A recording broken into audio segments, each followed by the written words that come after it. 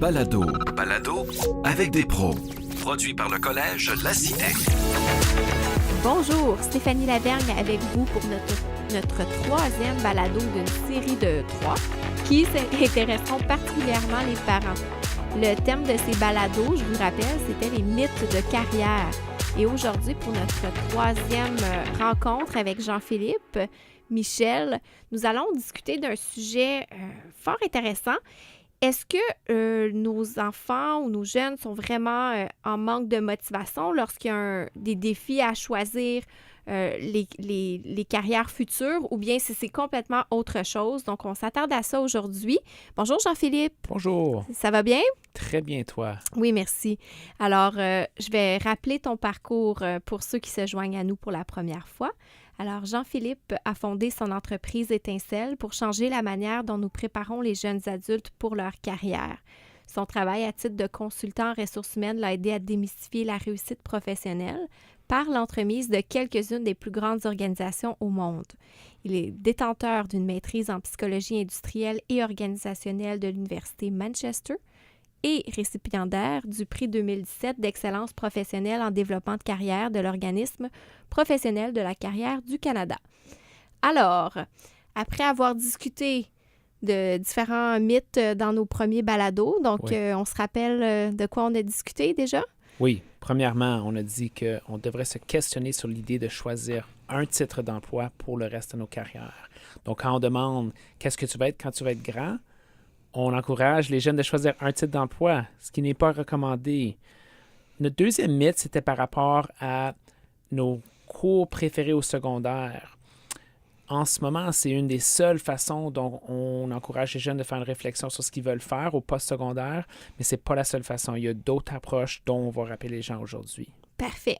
Puis là, si on parle de la question de la motivation, lorsqu'on a identifié les sujets pour les balados, ça a été une question un peu entre nous deux. On se disait, OK, est-ce que c'est vraiment un sujet qu'on veut aborder, la question de la motivation? Puis je pense que c'est quelque chose qui était important ultimement parce que c'est plus une question de perception, je crois. Oui, parce que moi, je pense que j'aimerais lancer la question aux parents qui nous écoutent. Est-ce que ça décrit certains de vos jeunes qui manquent de motivation, soit par rapport à leur effort scolaire ou leur choix d'études au post-secondaire? On va en parler aujourd'hui, mais j'aimerais vraiment avoir la rétroaction des gens.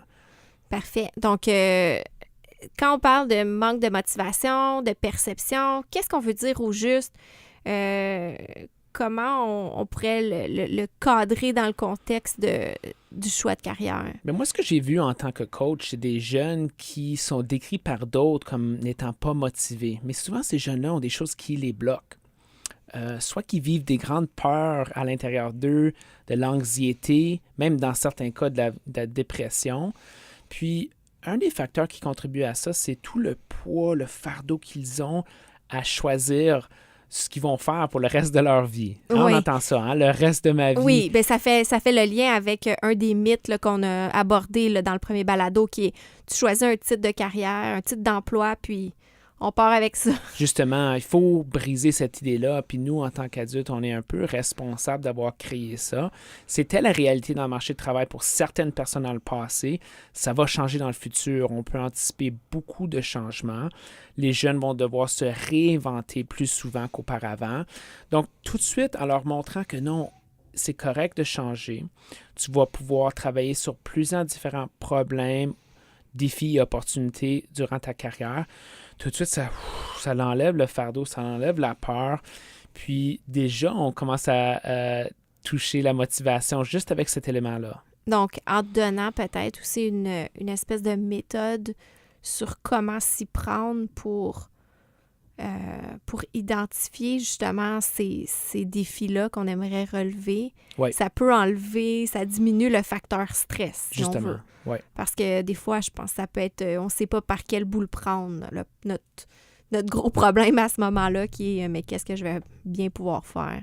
Dans un contexte de coaching et de formation, moi, la méthode que je promouvois a 3 volets, 3 étapes. Premièrement, les jeunes doivent se découvrir eux-mêmes, leurs intérêts, leurs valeurs, leurs habiletés.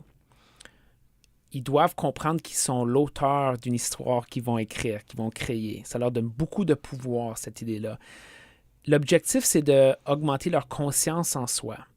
Puis ça va leur donner une boussole à l'intérieur d'eux, de comprendre, mais c'est quoi mes ancres pour ma carrière? Cette boussole-là est très importante parce que ça leur pointe vers différentes directions pour leur futur. Puis ça, c'est le deuxième volet, la deuxième étape. C'est de comprendre le monde du travail. Traditionnellement, on a aidé les jeunes à faire ça en leur aidant à choisir un type d'emploi. D'après moi, ce n'est plus assez. Il faut au lieu leur montrer des défis, des problèmes, des opportunités sur lesquelles ils peuvent travailler. Peut-être qu'ils veulent améliorer notre système de santé. Peut-être qu'ils veulent améliorer l'énergie durable. Il y a toutes sortes de choses sur lesquelles ils peuvent travailler. Une fois qu'ils comprennent ça, ils vont savoir « Wow, le monde a besoin de moi ». Finalement, le troisième morceau, c'est le pont entre la première étape et la deuxième étape, entre qui ils sont et ce qu'ils veulent faire. C'est le programme d'études. En choisissant un programme d'études, ils vont pouvoir dire « ça va me permettre d'avoir l'impact que je veux avoir sur le monde du travail ». Quand les jeunes vont à travers ces trois étapes-là, ce qui arrive, c'est que ça leur donne un sentiment de confiance. « Wow, j'ai quelque chose à contribuer. Wow, j'ai un impact que je veux avoir sur le monde du travail. Wow, le monde a besoin de moi. » Puis là, les jeunes qu'on croyait pas motivés, là, ils commencent à changer leurs sentiments, leur comportement. Puis moi, c'est magique pour moi. C'est pourquoi je fais ce que je fais. C'est l'impact que ça a sur les jeunes. Mm-hmm. Donc, est-ce que tu l'as vécu, tu l'as vraiment vu, ça, dans tes différentes interventions au cours des différentes années, ce changement-là de schème de pensée, si on veut, entre une personne qui est dite non motivée, et je mets des guillemets dans les airs, et quelqu'un vraiment qui se sent en pleine confiance par rapport au choix qu'elle s'apprête à faire. Oui. Je l'ai vu. Les jeunes me l'ont dit aussi. Les parents me l'ont dit. Il y a une mère, une fois, qui m'a dit « Tu ne vas jamais comprendre l'impact que tu as eu sur ma fille. » Puis j'ai dit « Wow, ça, c'est un beau compliment. » Mais c'est ça qu'elle a vécu, la fille, c'est qu'elle est allée d'un stade d'anxiété, manque de confiance, incertitude, puis ça fait mal, puis c'est difficile. Puis là, elle passe à travers le processus, puis elle découvre « Wow, j'ai des forces à contribuer. Je vais aller à l'école, puis ça va m'outiller, ça va m'aider à travailler sur une problématique qui m'intéresse. » Le jeune comprend pourquoi il va à l'école. C'est très motivant d'avoir un pourquoi, de comprendre pourquoi. Ça a un impact important sur notre motivation. Mm-hmm, je comprends. Puis je l'ai vécu aussi parce qu'on travaille ensemble. À l'EST, on applique aussi la méthode des cartes défis que tu as créée avec ton entreprise. Puis à certains moments où on l'a utilisé, j'ai été témoin aussi de jeunes qui ont été capables peut-être de s'affirmer un peu plus envers ce qu'ils voulaient faire devant le parent.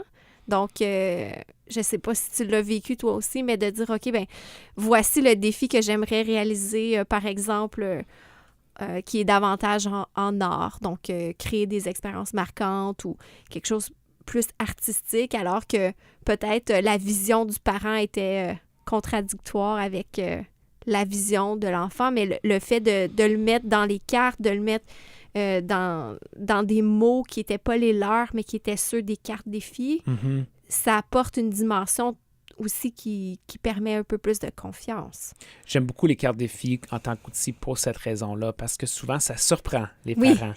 Mais c'est des surprises que les parents veulent avoir. Ils ont une faim pour ça, ils ont une soif de voir c'est qui mon jeune, qui est-ce qu'elle veut devenir? C'est une super belle question. Puis, quand on a cette ouverture-là, puis on donne la chance aux jeunes de choisir leurs forces qu'ils veulent développer, choisir leurs valeurs, choisir les défis qui les intéressent. Parce que ça revient à ça, hein?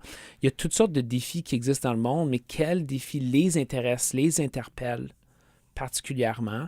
Puis là, s'ils peuvent travailler à rebours, de choisir, OK, mais ça, c'est le défi qui m'intéresse. Voici qui travaille là-dessus, les compagnies, voici les gens qui travaillent là, voici ce qu'eux ont étudié. Ça leur donne beaucoup de confiance pour pouvoir faire ça. Puis moi, j'ai une question par rapport à la passion. Souvent, on va entendre que un choix d'un programme va être basé sur la passion. Comment ça s'arrime, la passion, avec la question de relever des défis, des opportunités? Est-ce que c'est aligné ou est-ce que c'est complètement deux choses différentes? Moi, j'aime l'idée d'avoir une passion. Par contre, je n'utilise pas le mot passion quand je fais du développement de carrière. Puis ça choque peut-être un peu les gens parce que c'est ce qu'on entend très souvent. Fais ce qui te passionne, puis tu travailleras pas un jour de ta vie. Mais moi, je vois uniquement les jeunes qui ne peuvent pas définir leur passion. Donc, premièrement, c'est une question qui ne fonctionne pas dans mon contexte. Si on demandait aux jeunes, c'est quoi ta passion quand ils ont 15-16 ans, la moitié d'entre eux vont dire le hockey. OK? Donc, c'est pas un bon début pour choisir un domaine de travail parce que c'est seulement, il y a seulement un petit montant de problématiques qui sont reliées à ça. Donc, moi, au lieu, ce que je demande aux jeunes, c'est de découvrir les défis, les problèmes qui les intéressent. La passion, c'est quelque chose qui se développe. Peut-être que des jeunes qui ont déjà une passion, dans ce cas-là, oui, on va les encourager. Mais la majorité des jeunes n'en ont probablement pas une passion jusqu'à date. Ils veulent se la créer au lieu. Donc, moi, ce que j'ai fait dans mon travail, c'est que j'ai créé toutes sortes d'outils, de méthodologies, d'approches, d'exercices pour que les jeunes commencent à créer leur passion. Puis une fois qu'ils commencent à réussir, à contribuer dans le monde du travail, à se démarquer, c'est là que, c'est le fun ce que je fais. Peut-être que ça me passionne. Donc, au lieu de être très passif puis attendre que notre passion apparaisse, moi, j'encourage les jeunes d'aller la créer. Mm-hmm. Mais je trouve que ça fait une belle remise en place de un autre mythe peut-être dans le fond qui serait celui de la passion. Donc, qui aurait pu être choisi quelque chose qui te passionne. Et là, c'est un peu démotivant si tu n'as rien qui te passionne. C'est ça, justement. Écoute, je ne veux pas décourager les gens qui voient le travail comme une mission puis quelque chose de semi-spirituel, qu'on va aller chercher notre raison d'être. Il y a de la valeur dans cette approche-là. Moi, je parle de mon expérience à travailler avec plein de jeunes qui ne pensent pas au sujet de leur futur de cette façon-là. Donc, avec ces jeunes-là, c'est pas là où je commence. Sauf que c'est un début, par exemple, qui trouve un défi qui les passionne tellement, puis ils trouvent une façon de contribuer, une compagnie, un rôle qui s'aligne avec qui ils sont, leurs valeurs, pour que le travail, ça soit une expérience importante, magique pour eux. Moi, c'est ce qui m'encourage dans mon travail, c'est d'aller dire aux jeunes, le monde a besoin de toi. Puis, si tu fais ton travail, d'aller voir qui tu es et ce que tu veux faire, tu vas te trouver une place vraiment le fun dans le monde du travail qui va t'intéresser, puis ça vaut la peine de travailler fort. Mais ça va demander une certaine réflexion de ta part. Puis comment un parent pourrait appuyer son jeune dans cette réflexion-là? Mais s'ils viennent à la cité, par exemple, ils vont venir faire les cartes défis qui sont ici, mais qui sont dans plusieurs écoles secondaires de la région. Les cartes défis sont des défis, des problèmes, des opportunités que les jeunes peuvent choisir. Donc, ce qu'ils vont faire, c'est qu'ils vont séparer, par exemple, ces cartes-là en les défis qui les intéressent pas, les défis qui les intéressent, les défis qui les intéressent beaucoup. Quand moi, je regarde un parent qui regarde son jeune faire ça, c'est le fun parce que c'est ça que ça fait, ça donne des surprises, comme on a dit tantôt. « Wow, je ne savais pas que tu avais tel intérêt ou que telle chose te passionnait. » Je trouve que c'est une vraiment bonne façon de commencer le processus de développement de carrière. Parfait. Moi, ce que je veux aussi qu'on puisse retenir, c'est qu'il y a quand même une approche qui est structurée derrière ça, avec laquelle on peut partir. C'est pas simplement des étapes, il y a vraiment des outils aussi qui existent pour très simplement en arriver à identifier les défis, problèmes et opportunités qui pourraient nous intéresser. Puis c'est le fun de le faire à tous les âges aussi. Je sais pas si toi, tu l'as fait récemment, ton propre jeu de cartes, mais oui, moi, quand je l'ai fait, ça cadrait très bien avec mon travail actuellement. Donc, j'étais contente. Ça m'a redonné une espèce de raison d'être ou de revalorisation de ce que je faisais. Donc, ça, c'est super intéressant. Donc, les parents aussi peuvent jouer. Les parents vont s'amuser avec ça. Toi, est-ce que tu te souviens d'une des cartes que tu as choisies? Oui, c'était créer des expériences marquantes. Oui. Puis, dans le cadre de mon travail, je vais être appelée à le faire. Je suis appelée à le faire, par exemple, lorsqu'on organise des événements au niveau du recrutement pour les futurs étudiants de la cité.